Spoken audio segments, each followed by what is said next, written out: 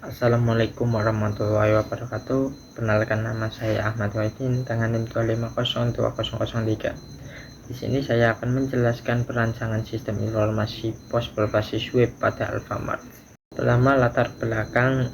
Sering dengan pertumbuhan ekonomi Indonesia yang maju dan berkembang pesat, khusus di kota-kota besar, telah menjadi perubahan di berbagai sektor termasuk bidang industri, real time, dan produksi serta pada kegiatan ajaran di Indonesia. Perkembangan bisnis ajaran yang pesat ini tidak lepas dan faktor peningkatan jumlah penduduk Indonesia dan juga meningkatkan pendapatan per kapita penduduk yang menyebabkan taraf hidup masyarakat semakin meningkat dan diiringi kebutuhan masyarakat yang semakin tinggi pula. Rumusan masalah: kurang efektifnya pencatatan transaksi dari segi waktu dan jumlah barang. Pembuatan laporan yang sering berbelit karena banyak transaksi yang keluar dan masuk. Kurang efektif pencatatan barang yang keluar dan masuk dari supervisor. Sulit dalam mencari data barang. Atas masalah sistem dibahas hanya sistem informasi Alfamart. Perkembangan difokuskan pada transaksi penjualan di kasir.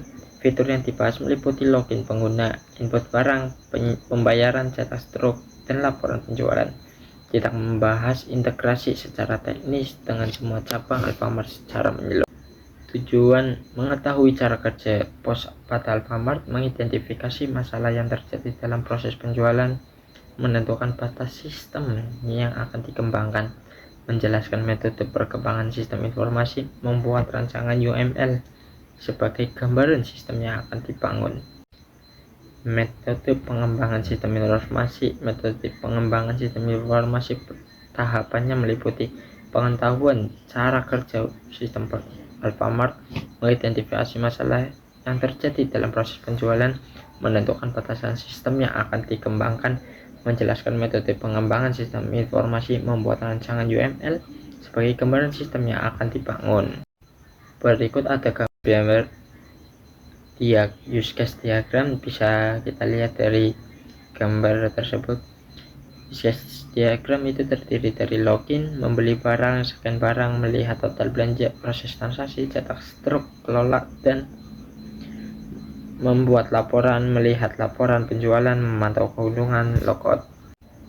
Dan kita bisa ambil contoh activity login. Ada admin, pemilik, dan kasir. Start dan bisa ke sistem, buka halaman login, input username dan password. Jika login valid, kita bisa kembali ke menu.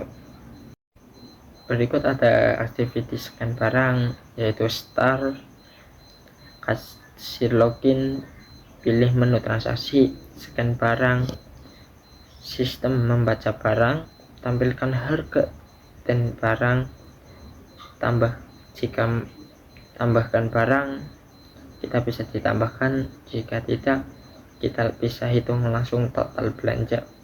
Habis itu cetak struk. Berikut kita ambil contoh scan login, itu bisa membuka halaman login, tampilan form login, input username password, langsung ke validasi login, alihkan ke menu utama, tampilkan menu utama, tampilkan pesan error atau gagal, tampilkan form login kembali. Itu ada sequence membeli barang, itu untuk pelanggan masuk ke toko dan memilih barang. Habis memilih itu bisa menuju ke kasir membawa barang, dan kasir langsung scan barang. Sistem pos Alfamart bisa langsung menghitung total belanja.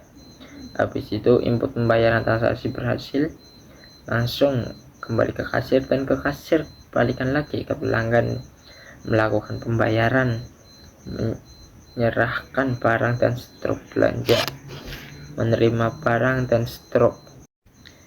Yang terakhir itu ada ART, class diagram. Itu ada kategori, ID kategori, nama kategori barang, ID barang, nama barang, harga beli, harga jual, stok, ID kategori.